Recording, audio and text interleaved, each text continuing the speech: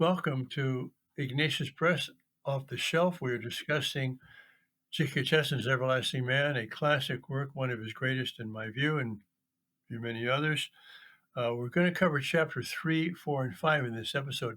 I don't know how we're going to do it, but I'm going to leave it to Joseph Pearce to figure it out. Go ahead, Joseph. Well, I know that you and I have both taught this book on many occasions, so there's so much we'd like to say. So, I know that both of us have highlighted passage the first five or so pages of chapter three. So, what I'm going to do perhaps is to give what I've got highlighted here, and then allow you and Vivian to add as you see fit. So, on page 59.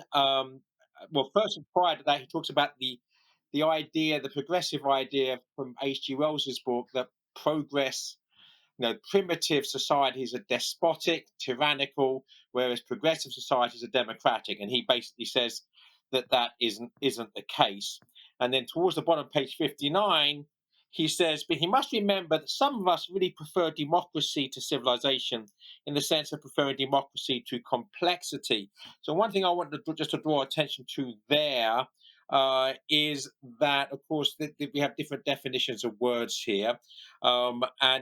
Civilization can mean something which is a high culture, Christendom, all of these very good things, the great books, the great conversation, that could be civilization. Or civilization can just be the way by which we measure complexity in society, lots of taxes, lots of levels of government, and that aspect of things. And that, I think, is what he's talking about here, is that just because something's complex and complicated and multifaceted does not actually necessarily mean A, it's good, B, not despotic, and C, democratic. Something can be civilized and lacking democracy. So that's one thing he says there. And of course, the idea from Plato that democracy can lead to tyranny.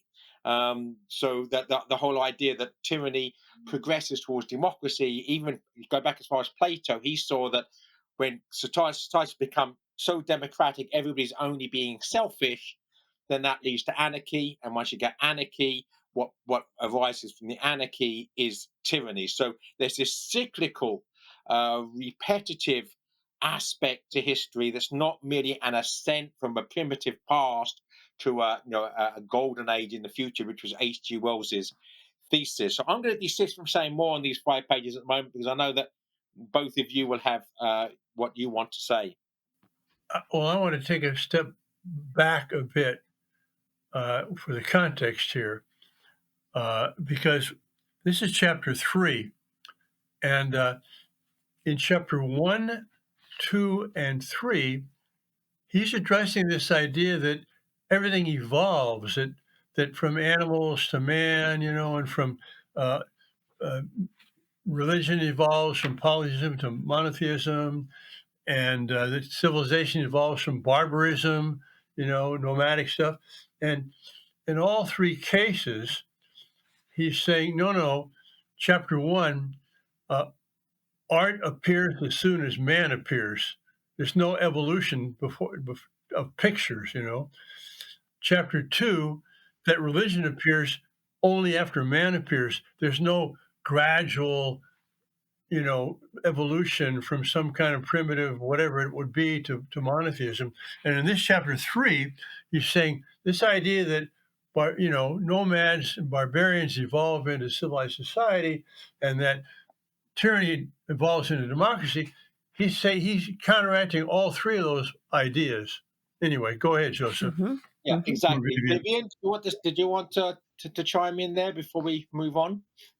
Well, very quickly on page 56, 10 lines down, he says, the dawn of history reveals a humanity already civilized. We have no record of there being an uncivilized humanity. Well, and that civilization, one of the things that makes it a civilization is that it has a written language. And so history, by definition, is what's written down. So everything that was not written down, all we can really do is just guess a lot about what was there or what wasn't there. But Father's point that what Chesterton is taking to task is this idea that history is just this linear progression from simple to complex, from primitive to superior, and so on. And he calls that into question by saying Where? sometimes, Where? let's see. Well, it's in a lot of places and Oh, bits and pieces, but the okay. point that he's making is that um, sometimes civilized societies break down and become barbaric. And sometimes, Really? Is that right? yes, yes. I couldn't believe that. It's not happening here, is it? And so, and he also says that really simpler societies are the ones that are more likely to have been democratic, meaning, the members of the group got together and decided who was going to be their leader.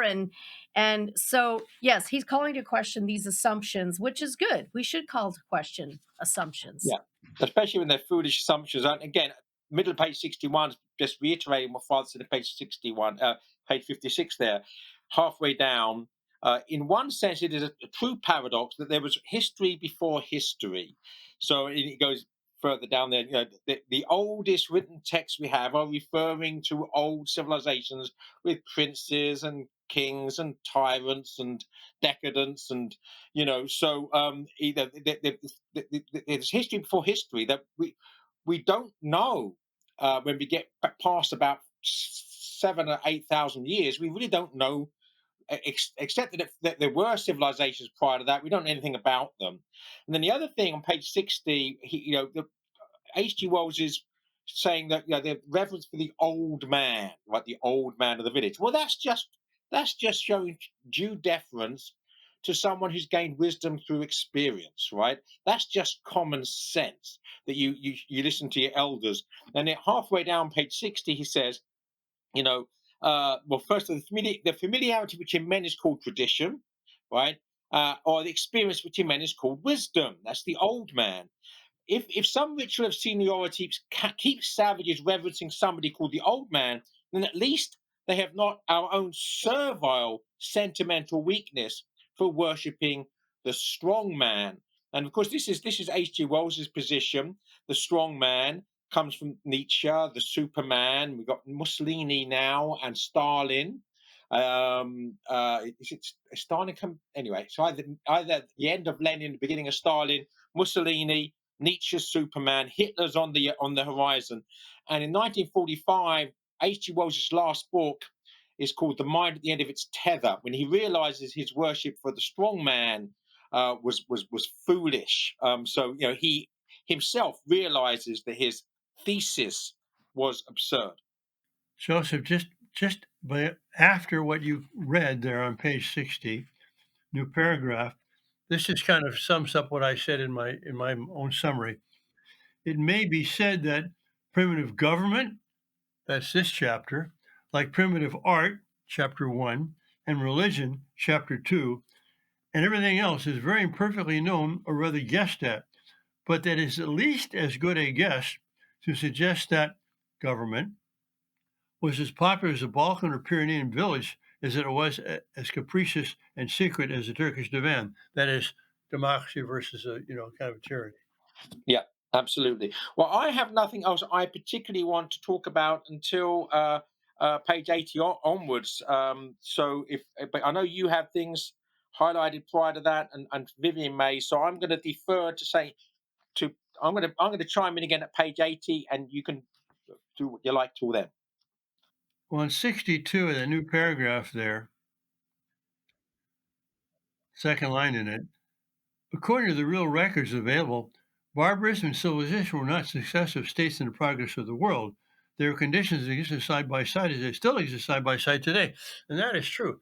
I mean, I've driven through the Holy Land, and you go up north of Jerusalem, and in Jerusalem, of course, is a city, and all of a sudden you see these nomadic shepherds with sheep and goats on the side of the road. I mean, it's both civilizations exist parallel. It's not just a linear development, as you were And so saying. that was the quote I was looking for, that you asked me for a quote to Yeah. to push back against this assumption that there's been a chronological so-called progression from one state, one kind of society to another. And as he says later down on that paragraph, the chronological rearrangement of these things is but a mark of that mania for progressive stages that has largely falsified history.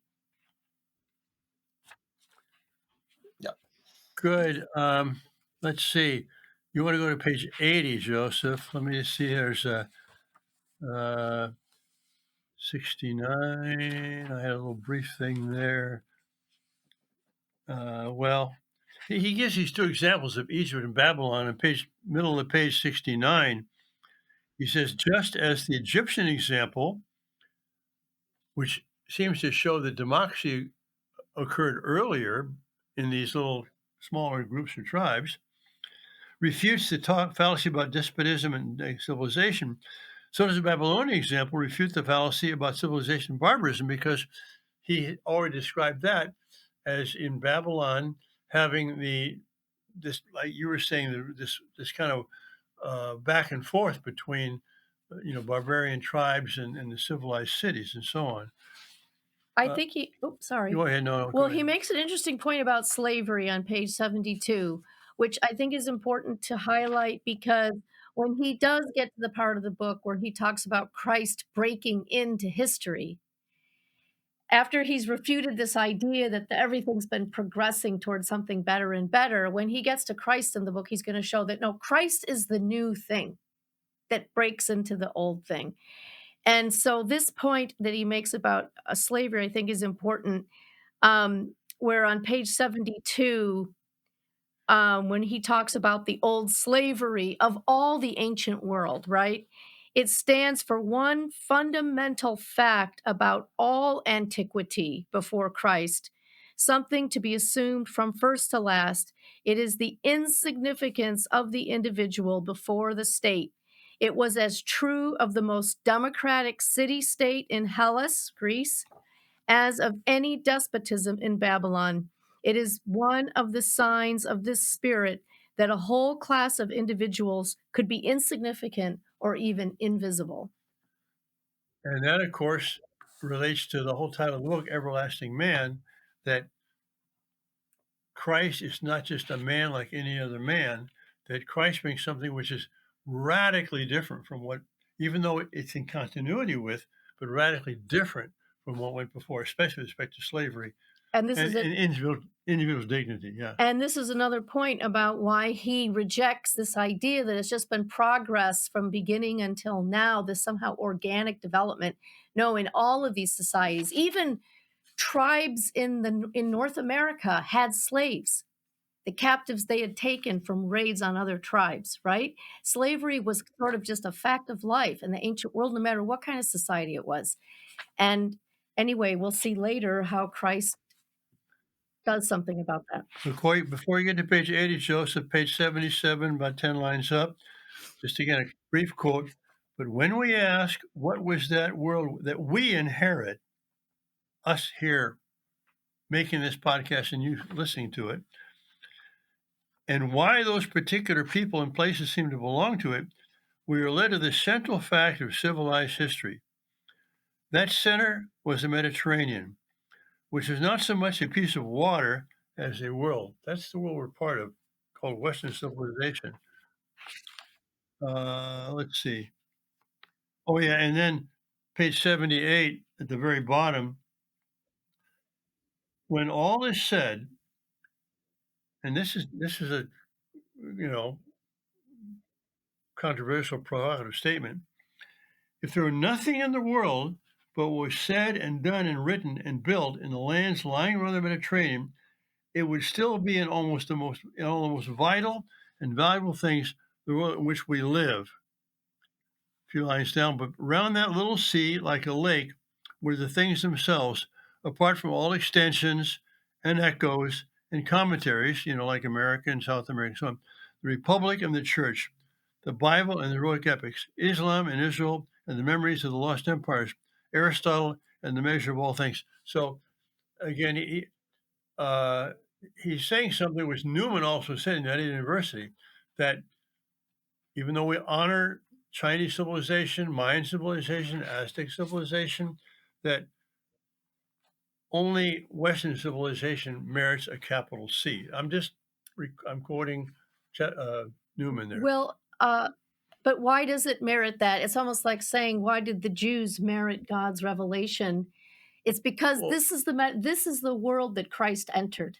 exactly. Okay, That's true. We so didn't merit it in that sense yet. exactly. I think he's setting the stage that this is the world Christ entered. And you can complain about the particularity of God, that God chose the Jews of all the ancient peoples to reveal himself as one, that God chose the Mediterranean world as the place that he became incarnate.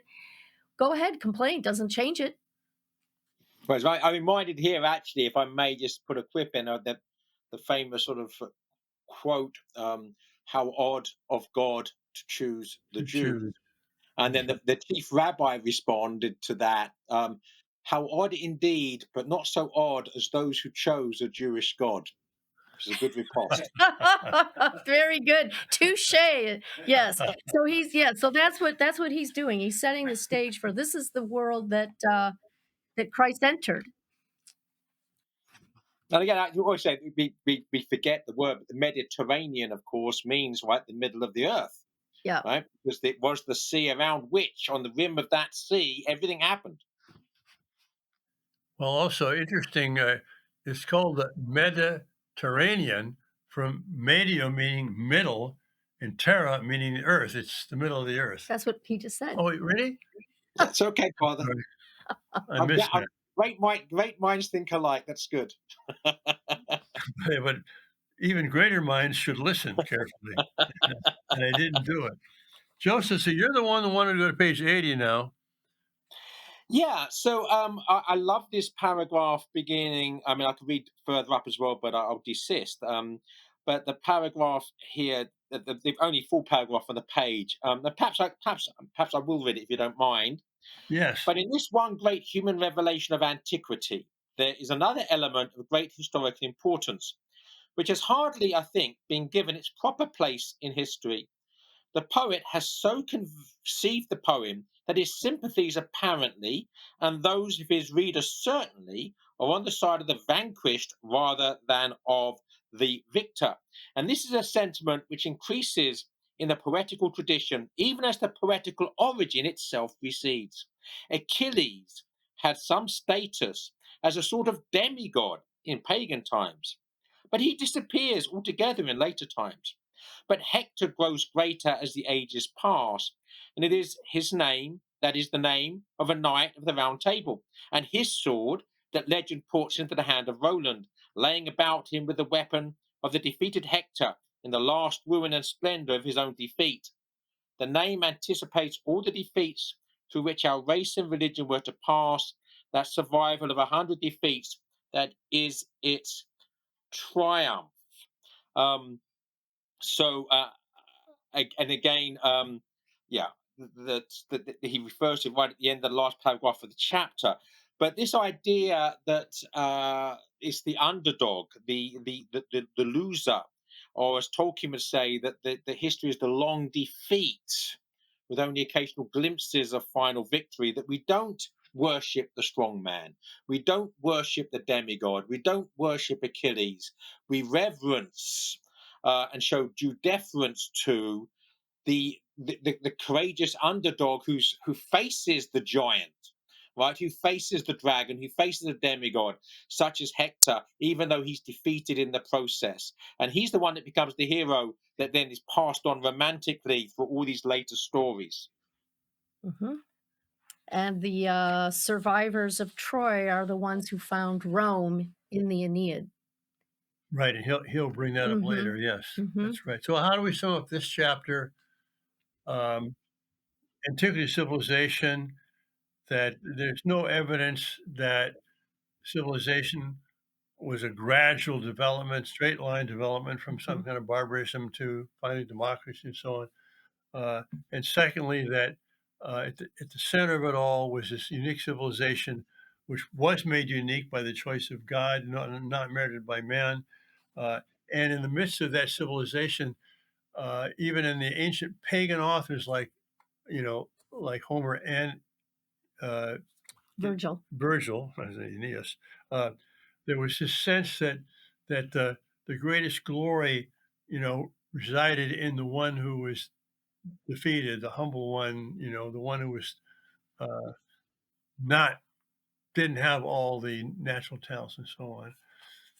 All right, Joseph, chapter 4. Yeah, well, chapter 4, what I'm going to do, Father, if it's okay with you, I obviously have parts highlighted, but there's nothing I feel very strongly about. I'm going to basically let you and Vivian loose on chapter 4, and I'm going to come back in on chapter 5. So off you go. Well, you didn't get our permission to do that, nor, Oh, nor were we were warned in advance. trying to move things along.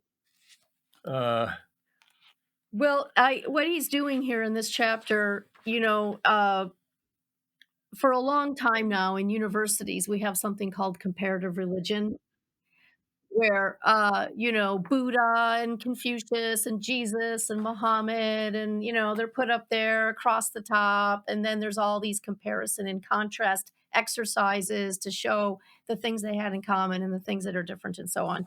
Yeah, and And another father wanted to talk about the Chesterton's categories on page 87, the middle of page 87 there, but I thought I'd leave him to do so rather than my. right. And just as Chesterton is blowing out of the water all the other scholarly foolishness of the 20th century, including presuming that cavemen were this way and presuming that history went that way, and now he's going to blow out of the water this whole attempt at comparing these so-called religious founders with each other, and ultimately end up with showing us that Christ is in a category of his own. And even if there are traces of common wisdom or whatever, because human nature is the same everywhere, and wisdom, everyone has access to wisdom, fine. But they're not even close. This is even a close race. And so that's what he's doing through this chapter. And so now I'll leave it to somebody else to bring up something specific. well, on page 84, new paragraph at the bottom there, just to sum up what you just said in his words, comparative religion is very comparative indeed. That is, it is so much a matter of degree and distance and difference that it is only comparatively successful when it tries to compare. When we come to look at it closely, we find it comparing things that are really quite incomparable. So, again, that's the point of this book. Just as man stands out from nature and can't be compared to it directly, even though he's rooted in it, Christ stands out from man. And yeah, and Joseph, you mentioned on page 87 is classification. This is very important. Uh, New paragraph. Uh, in this sketch of religious history, which is what he's doing, with all decent deference to the men much more learned than myself, I propose to cut across and disregard this modern method of classification, which I feel sure has falsified the facts of history. The classification by geography, and so on. I shall here submit an alternative classification of religion or religions, which I believe would be found to cover all the facts and what is quite important here, as important, all the fancies. Instead of dividing religions geographically and as it were vertically into Christian, Muslim, Brahmin, Buddhist, and so on, I would divide it psychologically and in some sense horizontally into the strata of spiritual elements and influences that could sometimes exist in the same country or in the same man. Putting the church apart for the moment, I should be disposed to divide the natural religion of the mass of mankind under the headings of these: God, monotheism; the gods, polytheism; the demons, the polytheism sinking into negativity; and the philosophers. I believe such class will help us start the spiritual. Da, da, da, da. So that's the key point, I think, of this chapter. God and comparative religions. He's taking the religion of man as God, the gods, the demons, and philosophy. Yeah, so what he's saying here, about comparative religion earlier, he's really saying these things are like chalk and cheese. You can't compare and contrast chalk and cheese because they're so different. You can't just talk about God and the gods and the demons and the philosophers as somehow things that are comparable. They're not comparable, they're incomparable because they are not just distinct, they're essentially different. Now, Joseph, I'm surprised you did not want to make a comment on page 89, and I'm going to read this brief couple of sentences here, and I know what you're going to say. I'm almost sure what you're going to say. The mysteries are true stories and are taken secretly that they may be taken seriously. It is only too easy to forget that there is a thrill in theism. A novel in which a number of separate characters all turned out to be the same character would certainly be a sensational novel. Joseph? Well, obviously that he had already written this novel himself about 15 or 17 years earlier. It's called The Man Who Was Thursday. Yes. So yes, he's playing with this idea of things that we think are different are the same, and then things that we think are the same that are radically different. And the book was The Man Who Was Thursday. If I didn't mention that. Yes, I knew you'd do that, Joseph. So in page 92, 4 lines down or so, even on the external evidence of the sort called scientific, there is therefore a very good case for the suggestion that man began with monotheism before it developed or degenerated into polytheism. So he totally takes the opposite view of these general comparative religion professors. That instead of this polytheism against he became more sophisticated and into became monotheism. It's still very likely that every tribe had its god, one god, and when there was conquering, or intermixing, well, they kept their gods and got a pantheon out of it. Mhm, mhm. I That's how someone even explained to me the polytheism of India and the polytheism of China, that every locality had its own god. And then as the empires swallowed up these smaller areas, well, they just, they kept adding them to the soup, you know? and I And also you could say what happened is that they all believe in one God, not Yes, their own gods as if there's loads of different gods. They all believe in one God, the one God we might even say, but they give him different names, right? yes, And then when these groups come together for whatever reason, whether they're conquered or what have you have the same God, but he now has two different names. Or the same God and now has six different names. At some point, people start telling stories about the gods. They now become gods because they have different names, and now you have polytheism. Whereas really it's just monotheism expressed in different villages becoming polytheism expressed by one civilization. and I remember my first trip to India back in 1970, the summer, going into someone's house and seeing a picture, framed picture on the wall that had Krishna, Moses, Buddha, Muhammad, and Jesus. You know, I mean, were they polytheists? No. Um, let's see. I wanted Joseph to read, quickly in 95 and 97, uh, just above the middle, this paradox by which the rude reactionary was a sort of prophetic progressive has one consequence very much to the point. And down in the new paragraph, it is true in this sense, humanly speaking, that the world owes God to the Jews. That is monotheism. They're the ones that preserve monotheism amidst this degeneration of polytheism. And then I wanted Joseph to read, no, on page 27, about 12 lines down.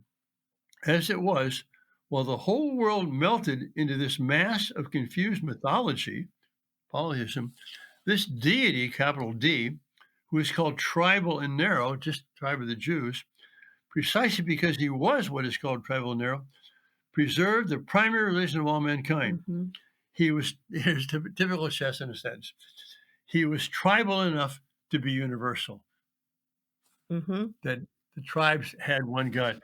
And then Joseph, uh, page I have page 99, Uh, yeah, would you read the end of this? And then we're not gonna make it through chapter 5. So, Joseph, I'd like you to read from 2 lines from the bottom of chapter 90, page 99 till the end.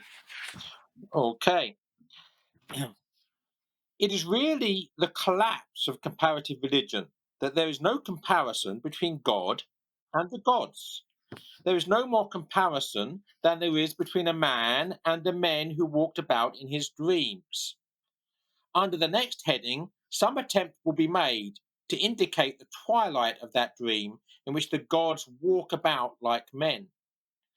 But if anyone fancies the contrast of monotheism and polytheism is only a matter of some people having one God and others a few more, for him it will be far nearer the truth to plunge into the elephantine extravagance of Brahmin cosmology, that he may feel a shudder going through the veil of things, the many-handed creators and the throned and haloed animals, and all the network of entangled stars and rulers of the night, as the awful eyes of Brahma open like dawn upon the death of all.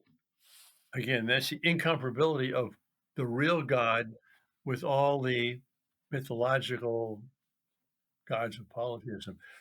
I think we better conclude there at the end of chapter 4. So next episode we'll begin chapter 5.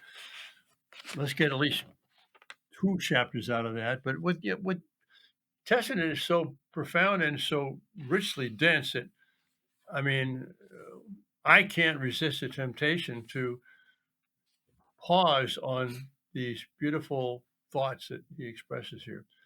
Thanks for watching and listening. God bless you all.